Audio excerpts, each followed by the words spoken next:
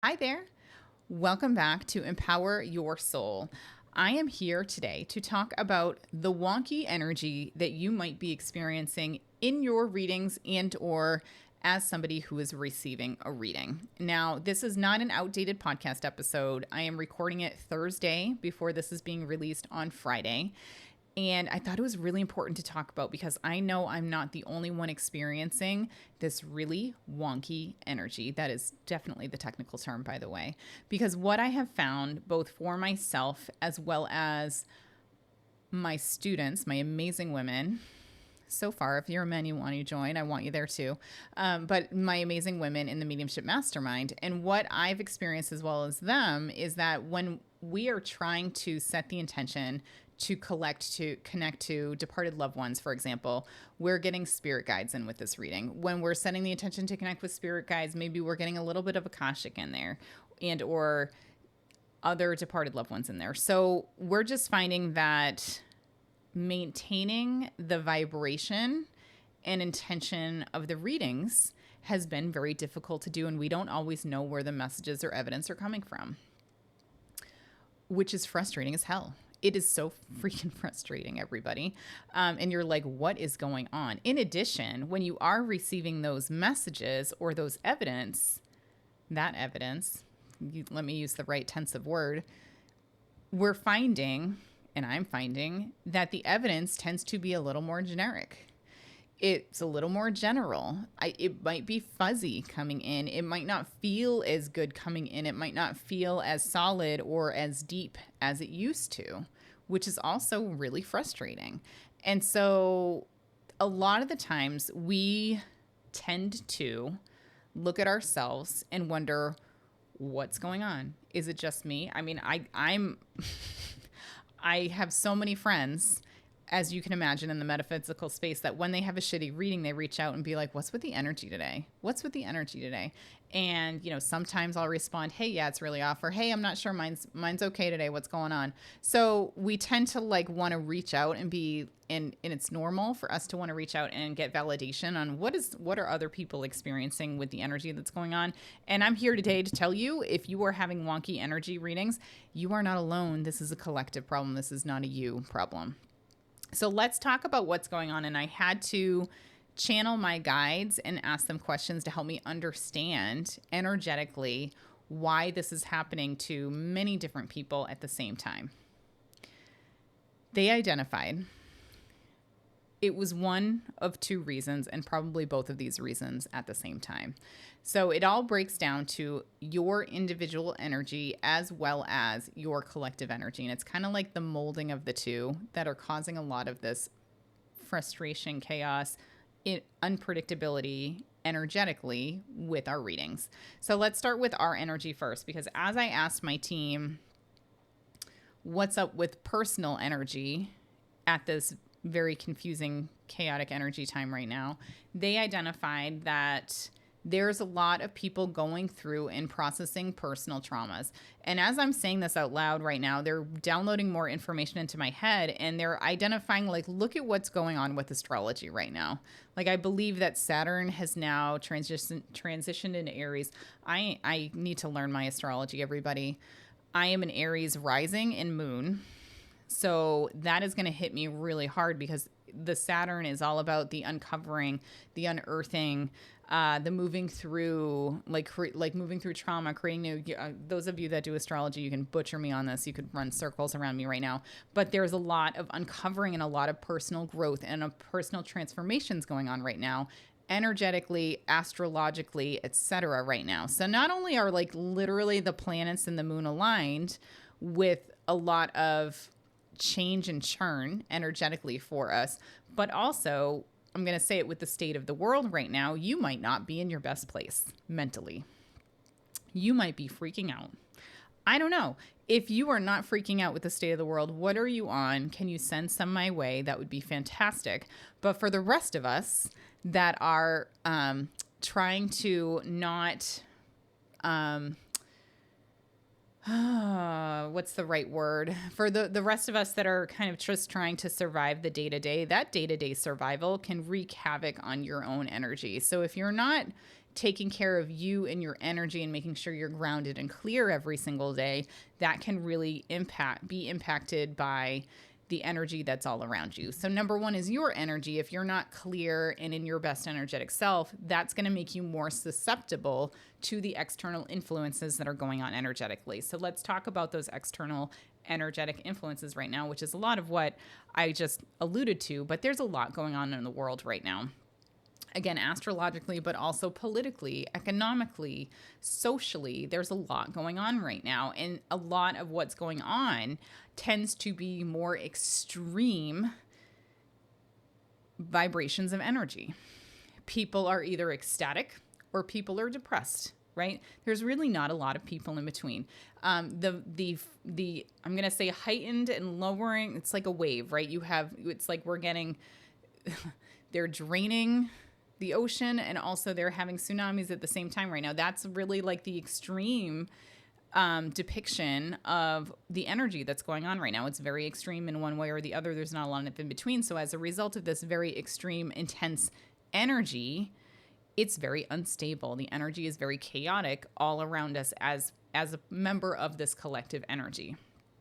And so if you are somebody who is either totally involved in understanding and watching everything that's going on energetically, and or somebody who's just trying to plug in once or twice a day to make sure the world isn't going to collapse, either way, you're tapped into that collective energy. And again, if you aren't protecting your own energy, you're going to be influenced by the chaos that is contributing to the collective energy all around you. So that's why I said it's a combination of your personal energy as well as the collective energy, and likely the overlap between the two that's causing a lot of chaos that's going around. Now, again, and I'm going to give you some strategies on how to address this. I have 4 that they called out for me.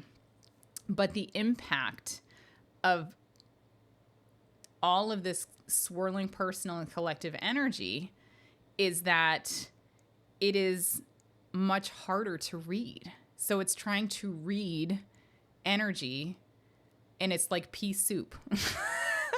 Or like, right, Cloudy with a Chance of Meatballs. Remember that book, right? You would have to like walk through the pea soup. Is that the book that I'm thinking about? But essentially, we're trying to read through really, really dense fog right now, if we had to put a picture to it. So us trying to figure out what is this big picture, what are the specifics, it's really hard to do in fog, right? You can't see more than 2 inches in front of you, and that's the reality of the readings right now, is that you can't really see more than 2 inches in front of you. You might not know where the message is coming from through the fog. You might not be able to know the direction of travel through the fog. You might not have the specifics of what does that house look like through the fog, and that's essentially what's happening energetically with our readings. But what is so cool about working with this fog is Spirit is still all-knowing. Spirit is still incredibly knowledgeable and versatile in making sure that even if it's not our best day for a reading, they can still get the message delivered. So they are going to take the energy and flow the easiest way through this fog in order for you to be able to deliver what you need to deliver for your clients today, or for you as a sitter receive. They're going to deliver what you need to receive in the easiest way possible. So they're going to kind of take it and they're going to go through the valleys, and they're going to figure out what's the easiest way to flow this information.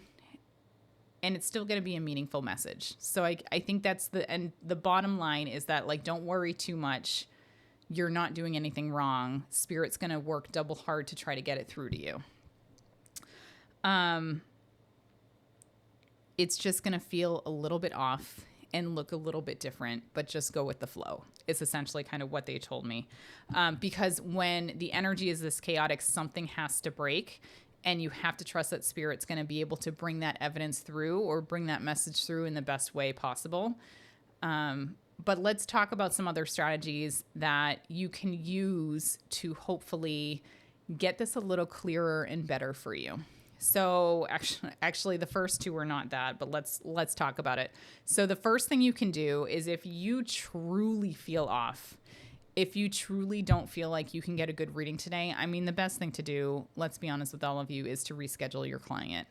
And or if you're a client that's having a really, really off day, reschedule with your reader. That's okay.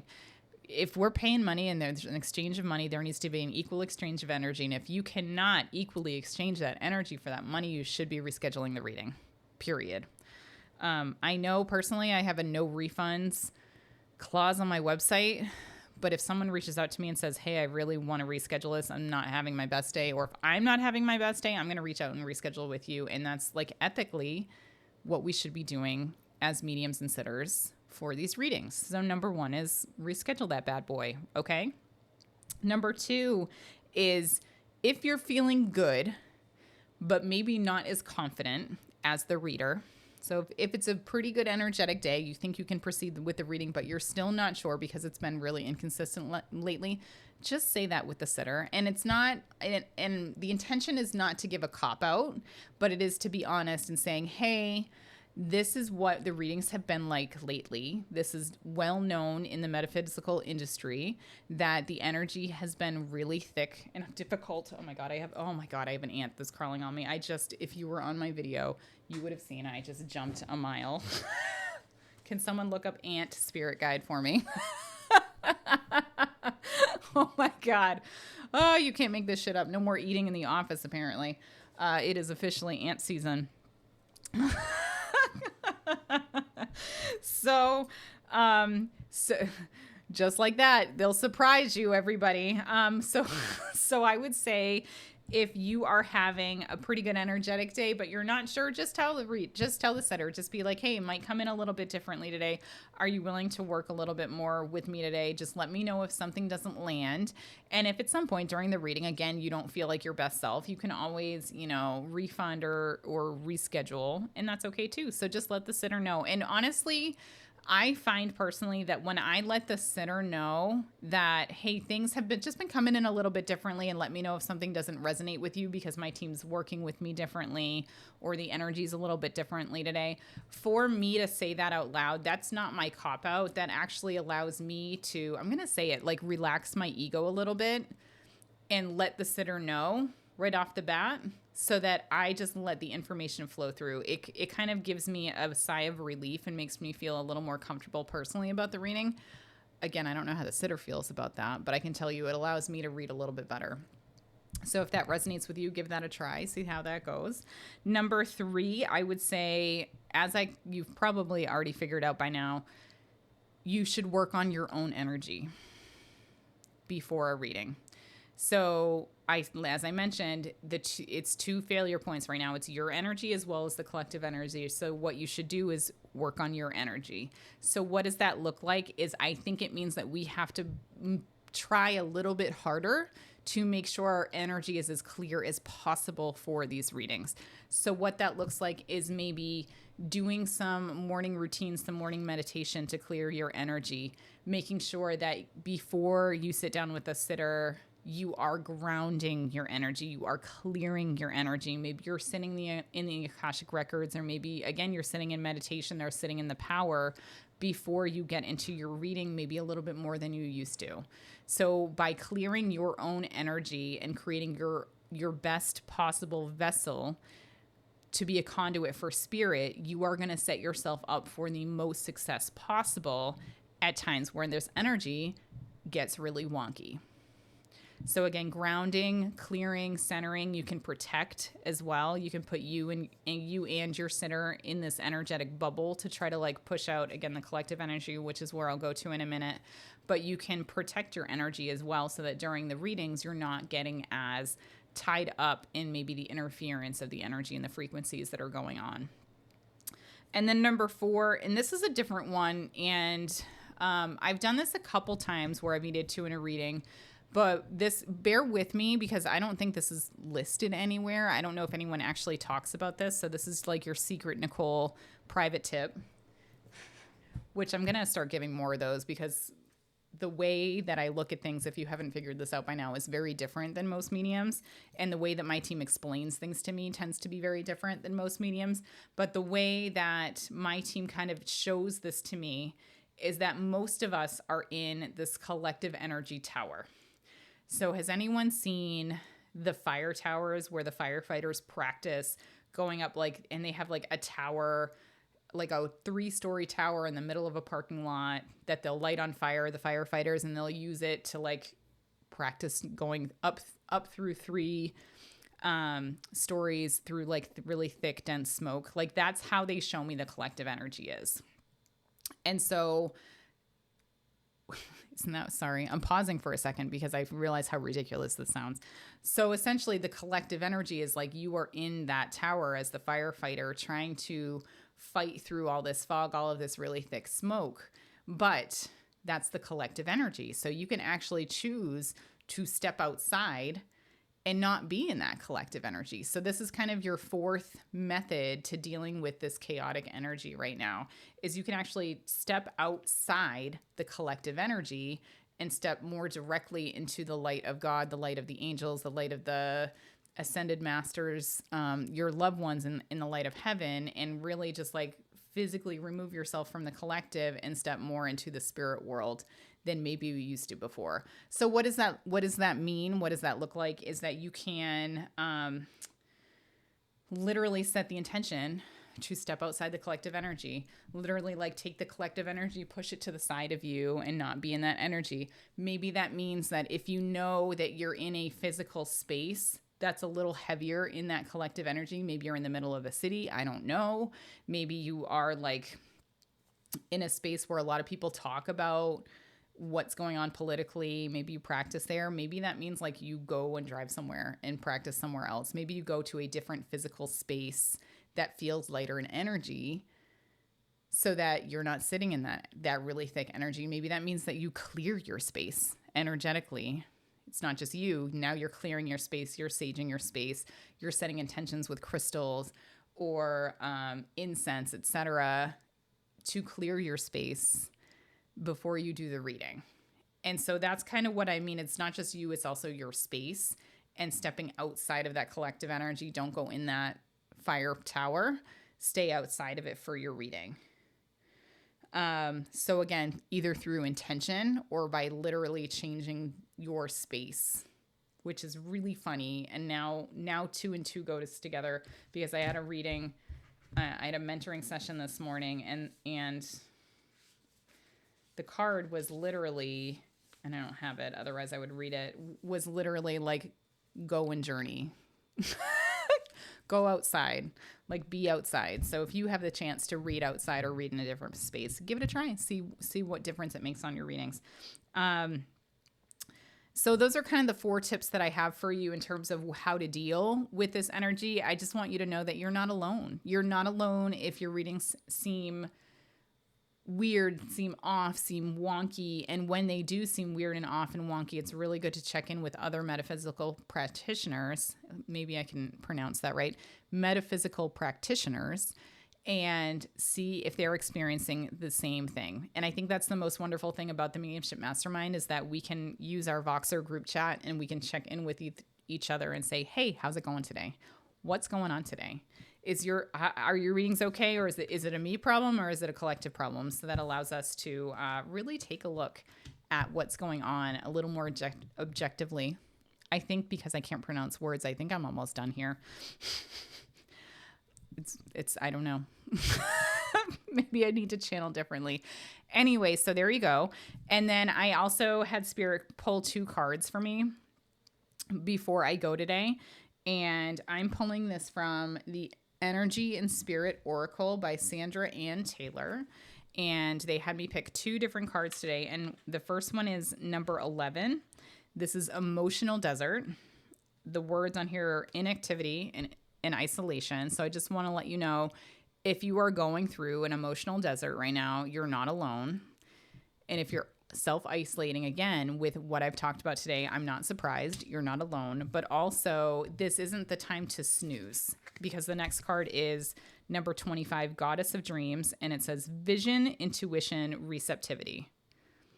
And so it's okay that you're going inward, that things seem dry and slow right now. That's okay.